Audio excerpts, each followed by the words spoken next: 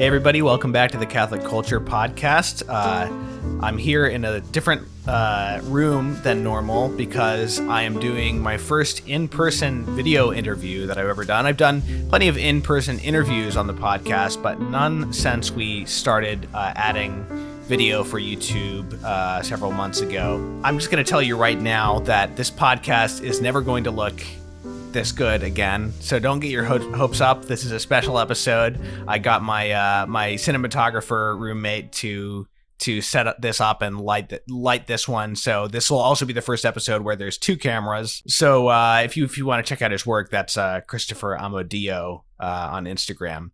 So I'm here today talking to a good friend of mine, a dancer and soloist with the New York City Ballet and a choreographer, Claire Kretzschmar. Welcome to the show, Claire. Thanks, Thomas. I'm excited to be here.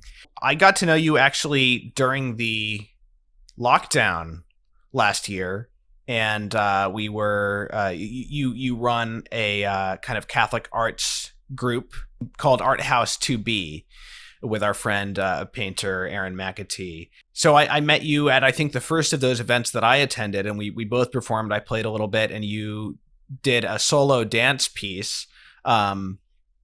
And today we'll be talking about your work as a dancer, your background, and also specifically this dance video that the New York City Ballet recently put out that you choreographed. But yes, at that first event, the Mass for Artists that my roommate Aaron and I put together, it was a joy to dance after a long hiatus of being away from the theater. Right. That was my first time performing for people in quite some time. Yeah, because you played the piano. Yeah. Mm-hmm. Totally. So maybe we can start off. We're going to get to this video eventually, but maybe we can start off talking about your background in general. What was your path to a vocation as a dancer? Well, it's something that I was ushered into, I would say, when I was growing up. My parents put me in tap classes and jazz classes when I was about 5 years old. And I think I also started to do ballet around that time, maybe a little bit later. And it was an active activity that I could participate in because I had a lot of energy, and my parents thought it was a great outlet for me to have as a child growing up with a lot of vitality. Yeah. and creativity, I think, too.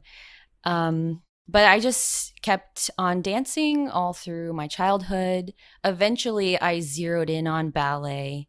I'm not exactly sure why that was the main path that I chose. It probably had something to do with the fact that my teachers saw something conducive to ballet in me, and I just kept studying and doing more intense training as I got older. Started to go to summer programs, ballet summer programs that were about 5 weeks long when I was in my teens. And then slowly but surely made my way to the School of American Ballet in New York City, which is the school that, if you're lucky, feeds into New York City Ballet. And I had a very ideal path to get to where I am today because, of course, it wasn't easy and seamless, but I did follow a very a natural and ideal trajectory to get to New York City Ballet, in the sense that I went to these summer programs. I eventually went to the School of American Ballet for the year, for their year-round program, and then was invited to New York City Ballet by the then artistic director, Peter Martins, when I was just a little bit out of high school. Did you think of it early on, let's say when you were a teenager, in terms of like vocation, calling, anything more than, well, this is something I like doing, so I'm going to do it? A lot of it was, this is something I like doing. Yeah. And I think that a lot of people saw more in me than I saw in myself.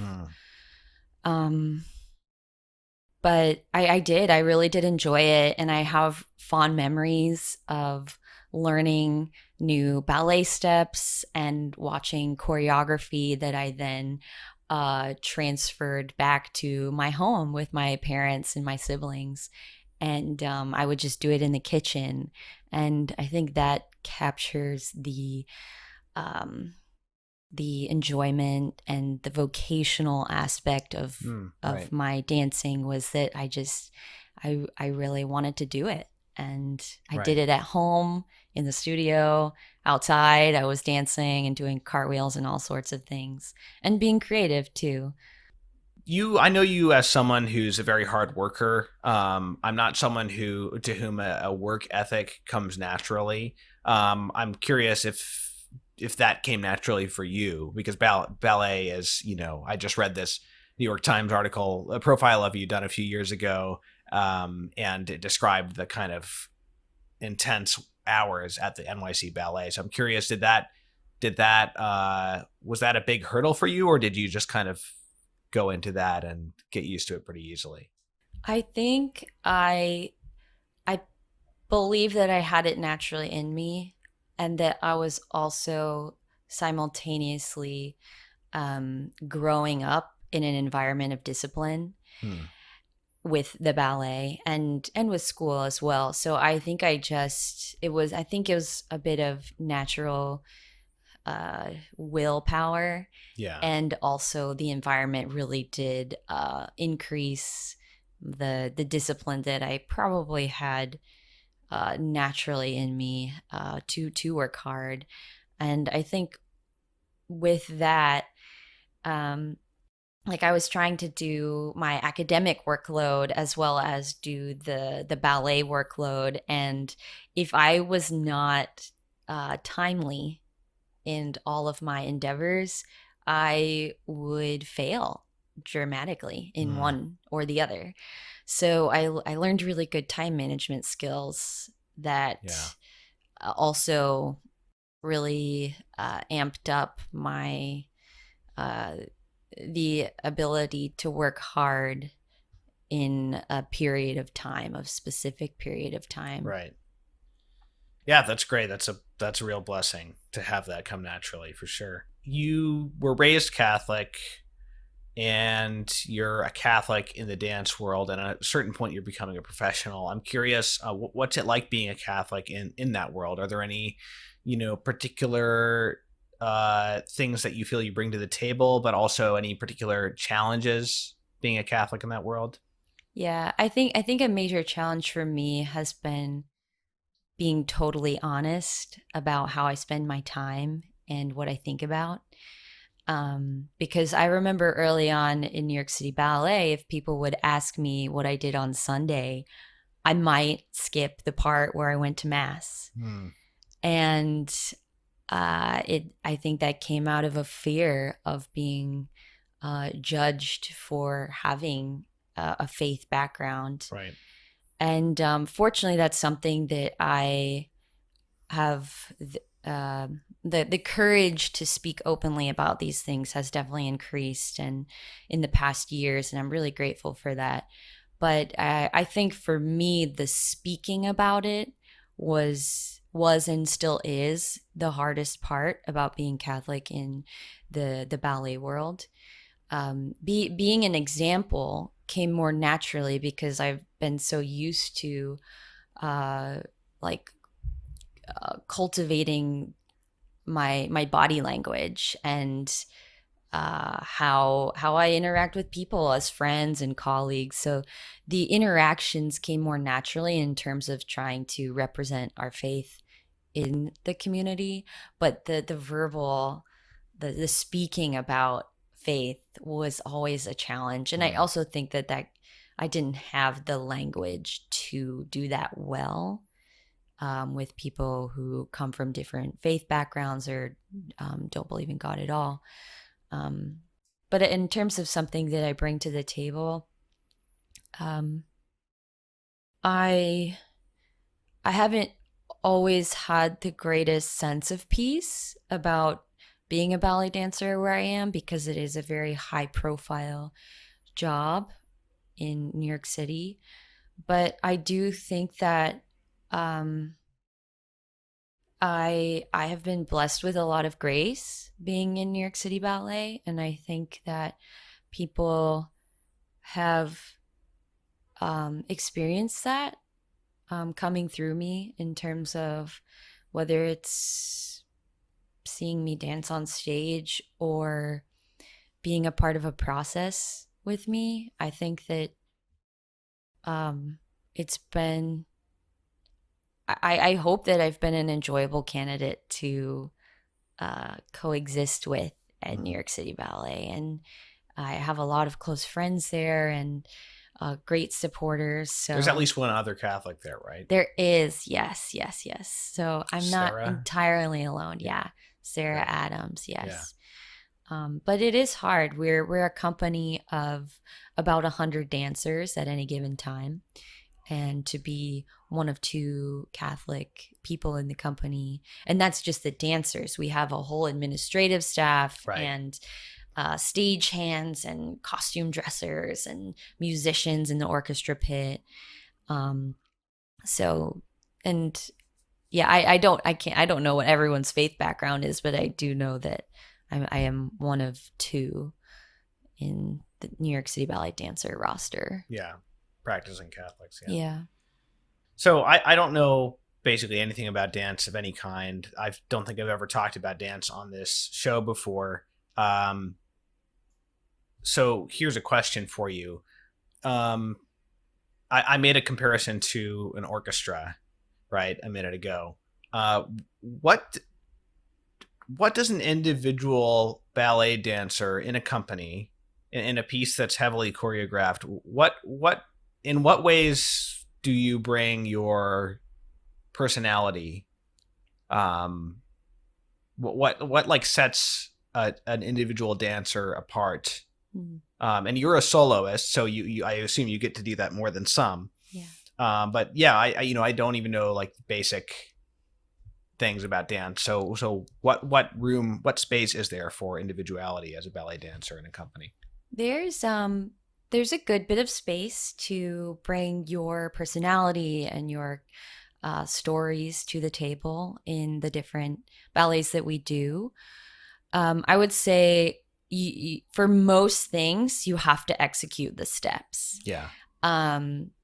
So that is something that's relatively non-negotiable.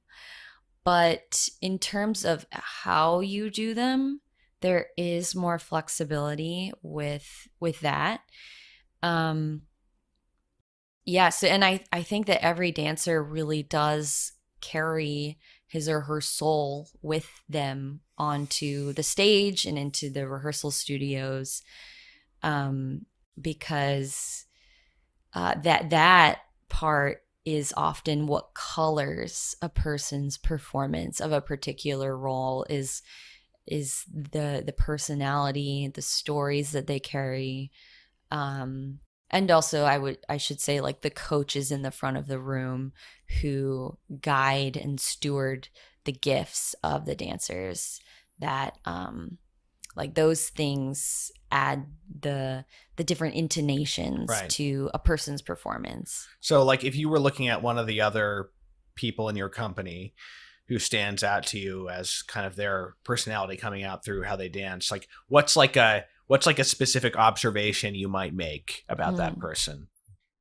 I love watching people that are really joyful, and that comes out in different ways. But I suppose to give you some tangible examples, I like people who are expressive with their hands and really care about the minutia of every finger. I like to watch people that have very natural expressions and a lot of what we call épaulement. So épaulement is basically how you use your head and your shoulders. Basically like here up is called épaulement. And then something else in terms of like talking about the hands and the arms, that's called port-de-bras. So, and port-de-bras in French means carriage of the arms. And those things to me distinguish a dancer that I really like from a dancer that I like. What's the hallmark of the NYC Ballet company? What is their charism or whatever? Yeah. That's a great question. Nobody's ever asked me that before. And I have no frame of reference because I don't know anything about any ballet Yeah. companies. But Well, George Balanchine came over from Russia, I think the late 1920s, early 1930s, and he was inspired to create like this new style of ballet that was, I would say, more exaggerated in many ways. Uh, that has a very distinct musical approach in terms of adding attack and emphasis to certain parts in the music. And so I would say charisms of New York City Ballet would be, I think, musicality, but there's a very specific kind of mm, musicality that is quick. I would say we move pretty quickly. We also move in a very athletic way. So I think athleticism is perhaps a charism. mm, And George Balanchine allowed a lot of room, compared to other styles of his day. He allowed room for the individuality and freedom of every dancer. mm. So I think freedom is another. I don't know if that would be considered a charism, but it's an attribute of New York City Ballet, and it's we get a really great sense of freedom when we're Mm. dancing in this style. Wow, that's great. Well, so yeah, we'll come back to this topic of musicality later on when we talk about your piece. I wanted to ask you a very general question, and I'm sure you could attack it from a million different angles. But I've thought a lot about kind of to use that word. It's not the strict term, but like in an as an analogy, that word like charism. I've thought a lot about like what the different art forms bring, Mm. especially from a Catholic perspective. What music is, what sets music apart, what it does best, what it conveys about reality. What do you think that like the spiritual kind of value of dance is, like very broadly speaking? Mm. I think this spiritual value relates a lot to Saint John Paul II's theology of the body, where our bodies are making visible the invisible. So bringing the spiritual and the divine elements of our lives to life on stage.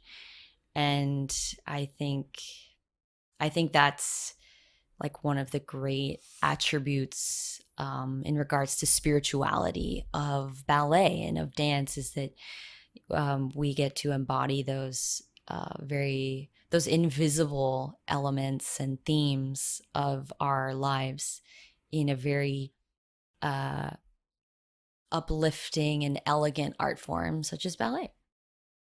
Yeah, so when I first saw your dance film a few months ago, I was very moved and inspired by that element of it, that specifically that like the entire body was being used in an expressive way, and it had me thinking about like how much of my, well, certainly my body, but also my soul, I allowed to like remain like rigid, if that makes sense, like Yeah. and like unused and like sort of closed off, and I'm not even just talking about like in a moral sense, but like in a fully human sense of that. So it's inspired me to, or also just like my capacities, my talents, so it made me want um to like not hold back, because when you see a dancer, they're not holding any part of themselves back.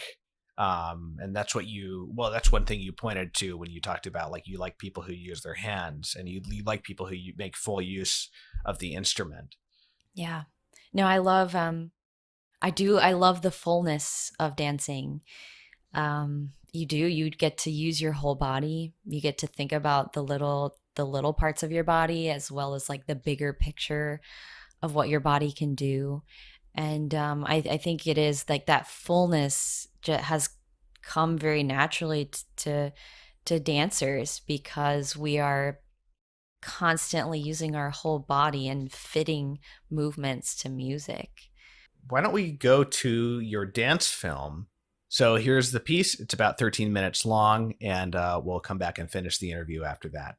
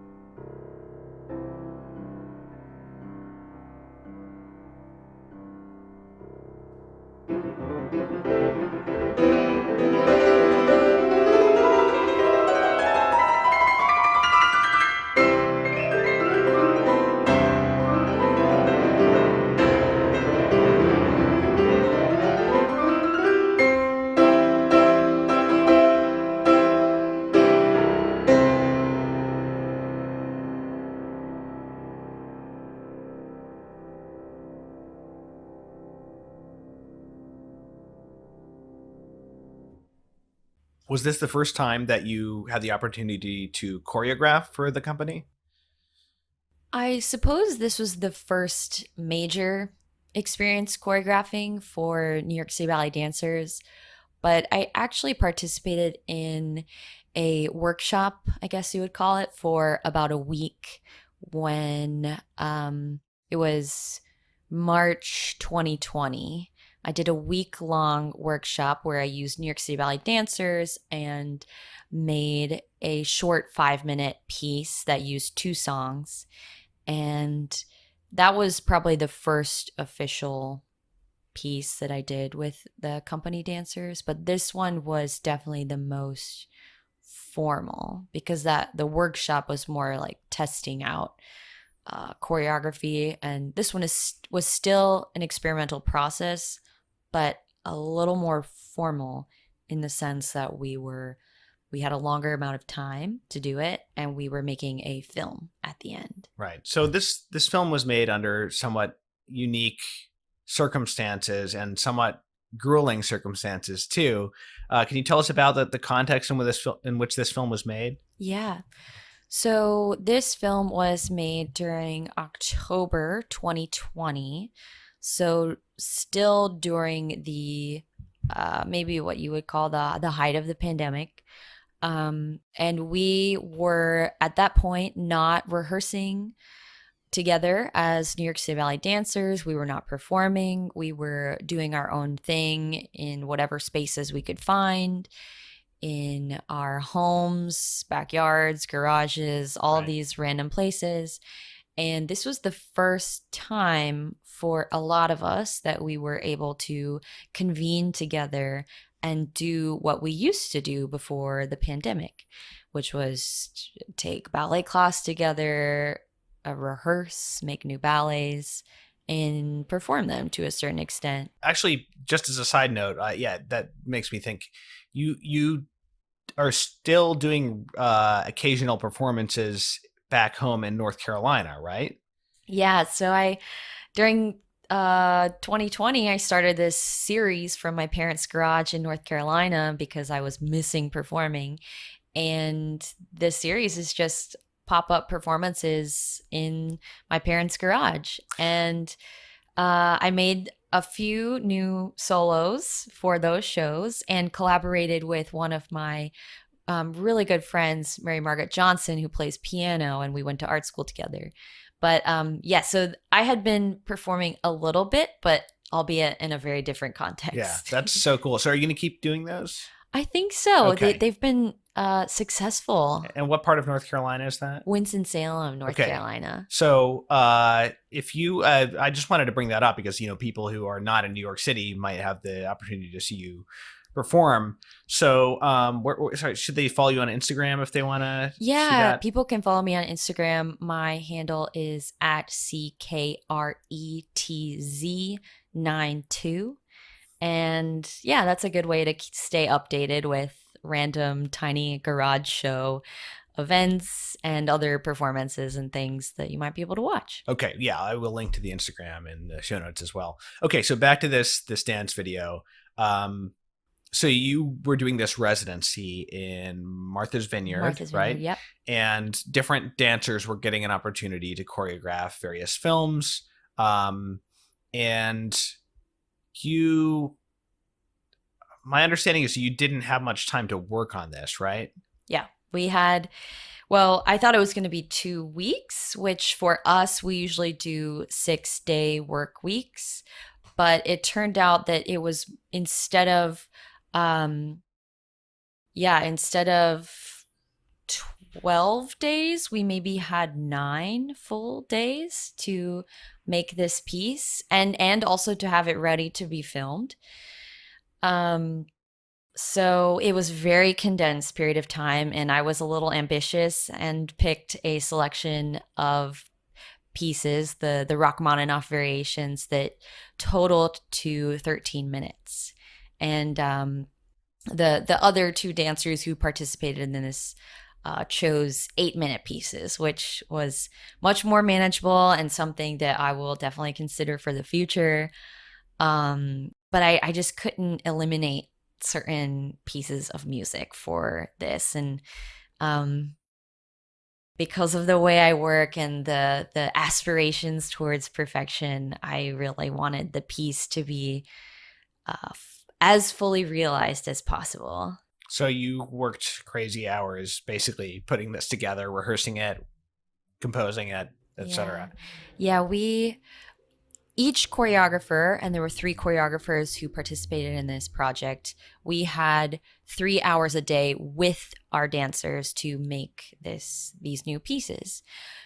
But because of how long my piece of music was and because of how much I wanted it to be really good, I was spending most of the extra hours creating material for the dancers to do the next day. And even before we filmed the full product, I remember being up till like 1 a.m., 2 a.m., coming up with steps or and fine tuning the things that I wasn't liking about my own choreography.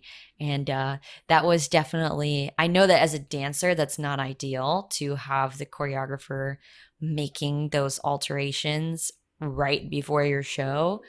Um, but the dancers received them well, and I hope that I was as courteous as I could be with delivering those critiques. But yeah, it was definitely a labor of love, and um, I think we're all proud of the result, which Yeah. is great. Yeah, it's amazing.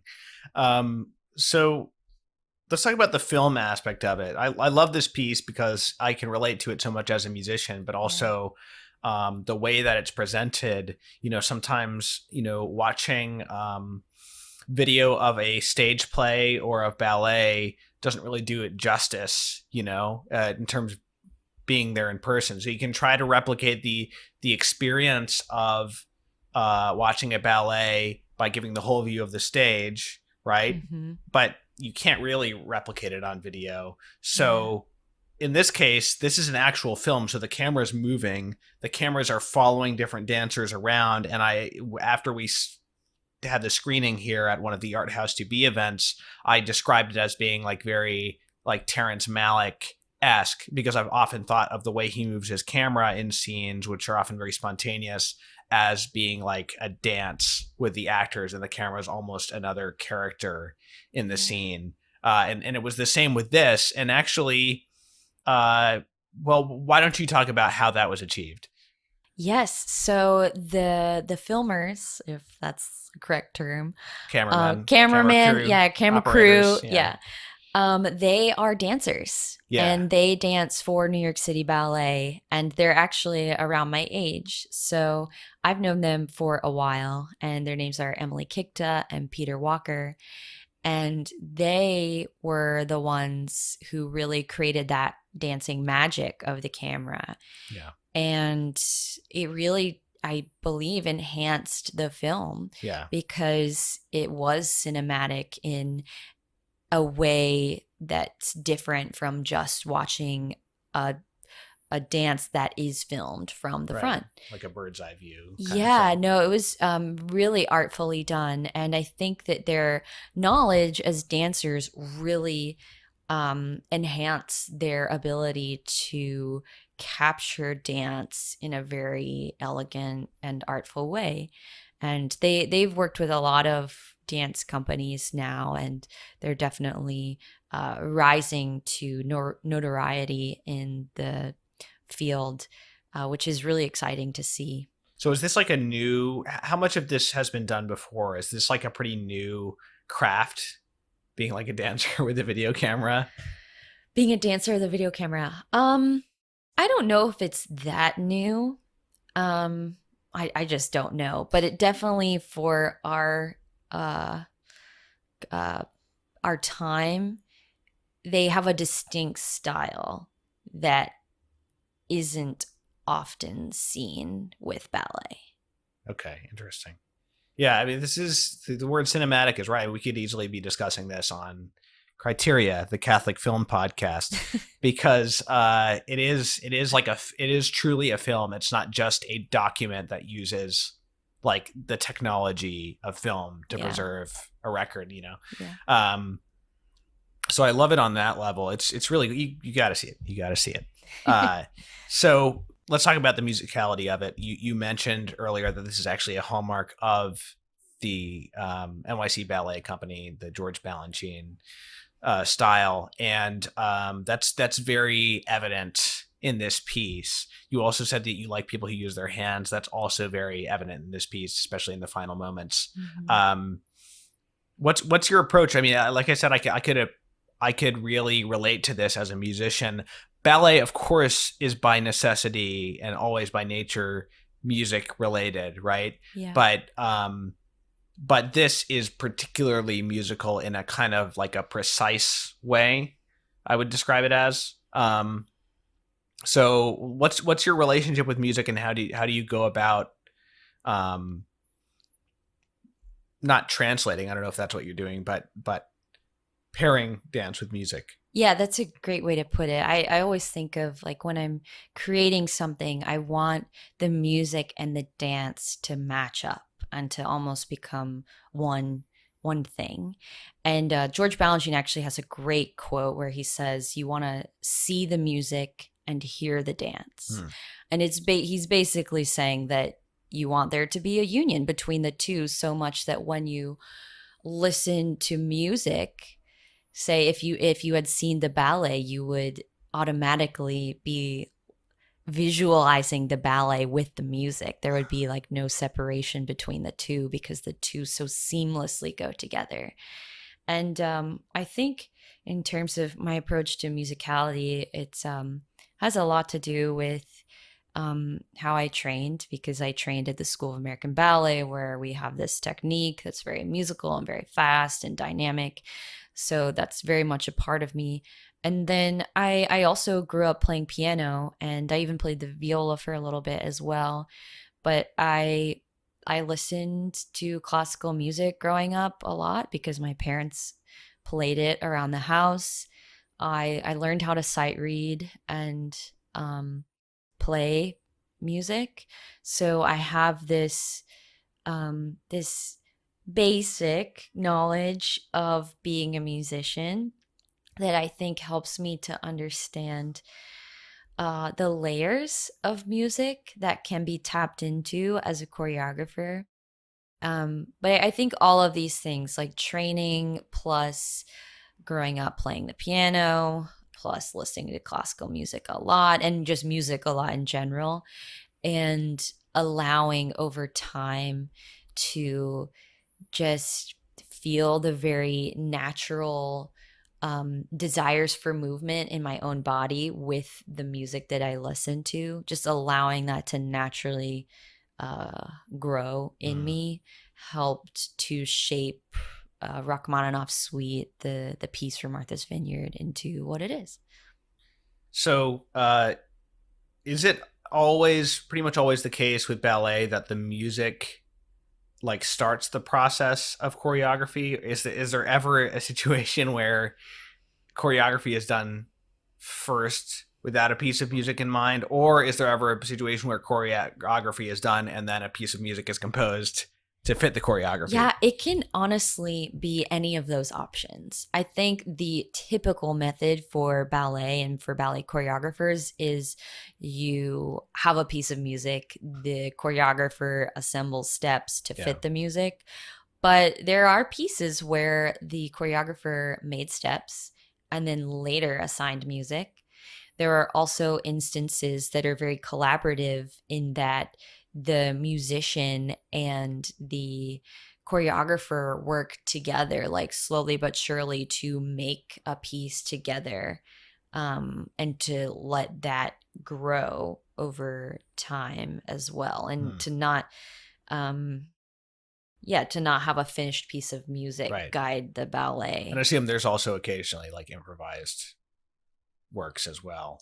Like improvised choreography, like dancers and musicians improvising. Oh, I think does that happen in ballet at all? It can. I would say less than it would in like jazz music. It can, but usually there's not a ton of improvisation in ballet. It would just be something that would probably happen like after hours for fun, maybe. Yes, totally. And it is, I suppose, a great root of choreography is improvisation. Right. That makes sense. Yeah. But, well, composition and improvisation are the same essential process. Yeah. Sort of partitioned out differently. Mm-hmm. So if you can't improvise, then you can't really compose. Yeah, because your creativity is stifled, right, and just not happening. Yeah. Okay, very interesting. So I wanted to ask about the form of this piece and how it informed your choreography. It's a theme and variations. So there's these like relatively short segments. And it seems like you decided to go with, how many dancers were there total? 5 dancers. Yeah. But you chose to mostly have them out there by themselves, which is interesting. How does musical form inform this? It was a big guiding force for this piece. And one of the main reasons is because I still feel pretty new at choreography, and especially new in terms of using multiple dancers, because I'm somewhat used to at this point making things for myself and just being creative in that way. But using multiple bodies is something that I'm not so adept at yet. But I knew that a piece of music with structure would really free my mind from being so concerned about what do I do with this music and with these 5 bodies. And having that structure would allow me to know that in my choreographic process, I had a roadmap. And a lot of times in a theme and variations in ballet, because there are pieces that use themes and variations, those have solos. Those have pas de deux, so dance for 2, and they have solos where the individual dancers are featured. And I knew that given the short amount of time that I had to create this piece, and also I had a relatively short amount of time to brainstorm for the piece, I wanted a work that had structure, that would just make me less concerned about having all of the pieces of the puzzle ready for the dancers. And my friend, Mary Margaret Johnson, who started this tiny garage show series with me and plays the piano, she was the one who gave me this piece of music, because I reached out to her because I knew that I was a little bit in over my head in terms of finding that suitable piece of music that I could create something substantial to in a short amount of time. Do you have a favorite moment of musical terpsichorean convergence? Is that the right word? Sure. You're more savvy with words. Trying to be too clever. I think that was the muse associated with dance, but I feel pretentious. No, she yeah. Okay. Yeah, she is. What's your favorite moment of musical dance-ophoidal convergence in that piece? Well, I have a few moments. One I really like, there's the 13th variation is one that features the dancer Gretchen Smith, and it's sort of like she's sensing. She's trying to sense something. And there's a part where she does a pirouette, so she turns around and then she falls to her knee very graciously, and does a reference to a Swan Lake motif, which, like, Swan Lake, I'm sure many people know about. It's like a major ballet, classical ballet. But this motif where she has her hands crossed and then she unfolds them. So she's on the floor with her hands crossed, and that's a reference to Swan Lake. But then she unfolds her hands on this particular, like, twinkle in the music Right. that I really love, and I love how Gretchen did that part too. But I really like the end, which I think comes as a surprise to people because the music gets softer and quiet towards the end, and then all of a sudden it picks back up, and the dancers do this thing with their hands where I was imagining them choreo or conducting. I was imagining them Mm-hmm. like conducting an orchestra with Mm-hmm. hands that were like just kind of flicking like this. Yeah. And they all do it. All five of the dancers do it just when you think the piece is about to end. Yeah. And It's that's my favorite. delightful. It's delightful. Yeah.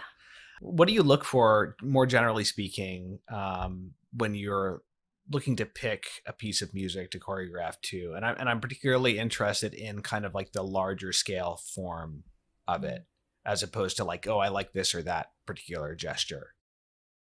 So you're thinking like, how do I pick the music? Yeah, like what music works for you well for Oh, yeah. choreographing in terms of form.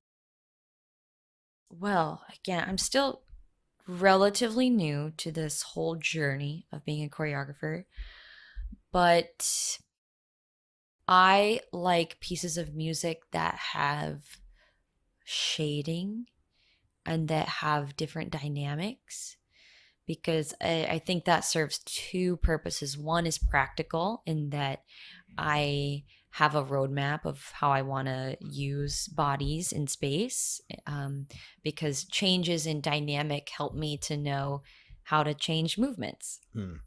and how to change the number of dancers on a stage, for instance. But then I also enjoy pieces of music where there is a lot of maybe I shouldn't say a lot, but I like when there are shifts in mood and intonations because that it's exciting. I think it's exciting to watch those kinds of pieces.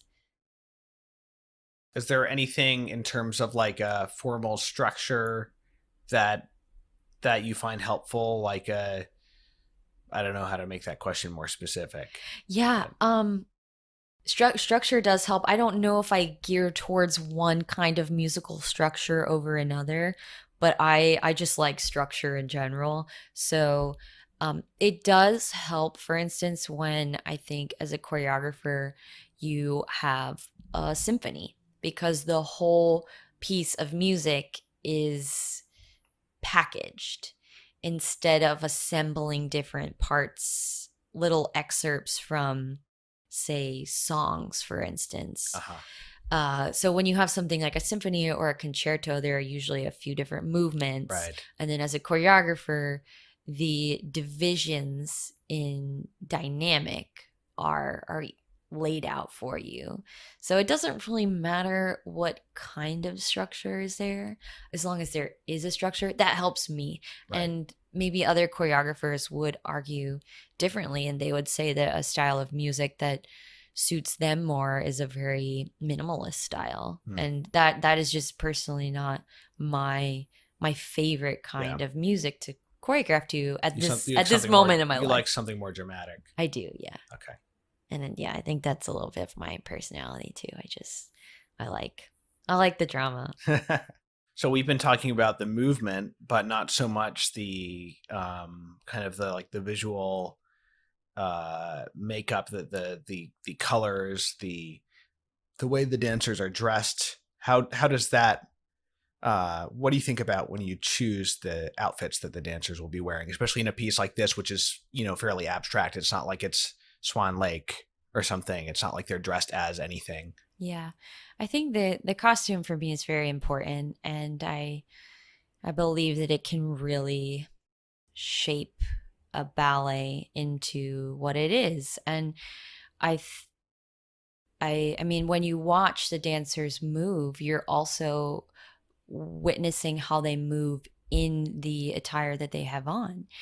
And with the piece that I made on these five dancers, there was a very romantic and dramatic quality to the music that I wanted to bring out in the movement, but also I thought that costumes, just subtle costumes, could really bring out some of those uh, romantic and dramatic flares to the ballet. So the dancers are wearing these knee length tulle skirts, and they have there's a color palette of uh, like antique rose, pink or red colors in it, and then also the men have these deep maroon tights on. And uh, I knew that I didn't want black and white because that can sometimes be, it's great for certain pieces, but it can be very stark. So I knew that because of the nature of this piece by Rachmaninoff, I wanted to have some color in it, but to not detract from the movement, but to enhance it. And I think the skirts in particular really have this beautiful flowy effect that like when a dancer jumps, for instance, the skirt is lingering in midair, perhaps longer than even the dancer is. Right. And that's really ethereal and wonderful to behold. Let's talk a little bit about Art House 2B before we wrap up. So we mentioned it before. It's kind of a community / series of events. Here in New York City, a lot of them oriented around a parish about 15 minutes walk from where we're sitting now, the Church of the Annunciation in Harlem.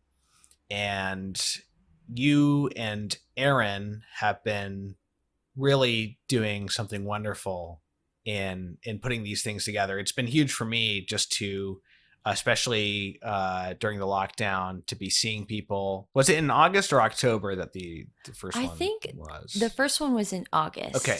So we Yeah. met in August, and it was just a big deal for me to be A, seeing people, and B, being able to perform and see other people perform. I mean, certainly, I haven't performed at most of these events, but it's just being part of the community has been a big deal. Making friends with you guys has been awesome. My social life is definitely more lively than it has been at any other time when I've lived in New York since these events started happening. So that's been great. I'm indebted to you for that. Yeah, it's been a great blessing for, I think, all of us who are involved, whether you're sharing your craft or just coming to witness someone's craft. Yeah.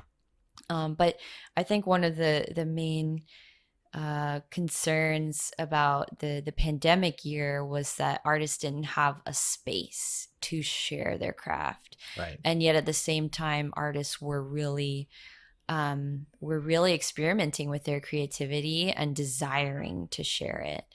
And we really just created space for an opportunity for people to share what they love to do and what they and art that lifts people up. So Yeah. it's been really wonderful, and it's really been a blessing that I had never anticipated in my life here in New York City. Yeah. And with New York City Ballet. It's very cool to have this other outlet to and to fully integrate faith and the craft in a very open way. Yes, yeah. And thank God for Father Orlando, who's the pastor at this parish, just a young priest, just my age, actually ordained last year. And he's a painter himself and has been really wonderful about letting us use the space and not being uptight about COVID stuff. Yeah. For me personally, having lived in New York since 2013, there were different kind of Catholic artist groups that I sought out, and some of them, were looking promising, but kind of fizzled out pretty quickly. There are a number that are just not really authentically Catholic, and that I noticed that pretty quickly and didn't really want to have anything to do with it. And I think that there's, the level of sort of Catholic integrity that you guys have is really high. The people that you invite, the priests that are involved, Father Orlando in particular, but also others that you've had come and say masses for artists have been really solid people. And also, I think that the balance between like professionalism and like amateur has been really good because, you're a professional. I'm at this time really, barely even semi-professional, but I have been professional in the past, or I've done this for a living in the past. And Aaron's a professional, but then you've got people who are really serious trained artists who are not doing this for a living, and this is an opportunity for them to show their work. And then you've got people who are, aspiring, and people who just do it for fun, and that's good too. So it's a really great balance, I think, of levels of experience. And we're all pretty young pretty much, but levels of experience, levels of sort of like dedication. And I don't mean that in like a way that's implicitly critical of people who are like spending less of their time on this. But I think it's too easy to go on one side or the other, where it's like on one side it's not really so much a open community because it's like a performance series essentially, and then on the other side it's just like people fooling around, and it's not really going to what art can be. Yeah. No, it's a fun way to share our gifts. It's really fun, and I think the added bonus is befriending all of the people Yeah. No, that that's been we huge, get to yeah. meet. Yeah. Yeah, and my friend James, my co-host on Criteria, we talked on one of our recent episodes about his awesome performance Hmm. at Art House 2B, which was a huge milestone for him. Yeah, and that was our first live theater Yeah, event. so We put on this monologue. yeah, so that was really wonderful. So people who want to learn more about that, you can follow Art House 2B on Instagram and keep up with the events and things. And if you are somebody who just wants to see some art and meet some cool Catholics in New York City, please check that out. Or if you want to participate, the same. So this episode has been kind of like a showcase of local Catholic artistic talent because it's being filmed by obviously my roommate Chris, who's a professional cinematographer. We've been talking about your work, Art House 2B. So I feel like to complete the picture, we should mention the pants you're wearing. Do you want to stand up so Oh, we can sure. get them? Yeah, let me see. In camera. Let's see. Yes. How's this? Yes. And then they have a cool slit. It's not too dramatic or high, but they're really fun. And they're actually, so these pants are inspired by sacred vestments. Oh, interesting. I didn't know that. Yeah, because there's this really cool ripple effect on the side. And yeah, I was really lucky to be able to model for Litany NYC, which was co-founded by our friend Veronica Marinin and Olivia, who is now a sister somewhere near here. Dominican, yeah. Dominican sister, yes. Yeah, she went to my parish. Yeah. Yeah, but it's wonderful. Again, I love the effect that clothes can have on the body, and of course in relation to dance, but also you can curate your look every day. And it's been wonderful to be able to know a Catholic creator in the clothing business. Yeah, that is great. I had somebody, and I hear, being on Twitter for work, I hear occasionally, young women asking about like, what are some good ethical Catholic or if not Catholic, like modest, clothing companies. And I've recommended Litany once before. It's great. And this is something that you can take advantage of even if you don't live in New York City. So was it LitanyNYC.com? LitanyNYC.com. Yeah. And they're really cool. And James, our friend James Mayevsky, got the Mary Mother of the Church scarf as a Mother's Day gift for his wife Karina, and she loved it. It's a really beautiful piece. So people can check that out again. I'll link to all this stuff in the show notes. Claire, it's been awesome getting to know you over the past, I don't know, several months, and wonderful speaking to you today. Thanks so much, Thomas. Yeah, thanks for coming on. Yeah. All right, so thanks to everybody for listening / watching. If you're watching on YouTube, please do subscribe to the channel. If you'd like to help out Catholic culture, and particularly our podcast series, you can go to catholicculture.org/donate/audio to help us out. We pray for our donors every day. Thank you all for listening, and I'll see you next time.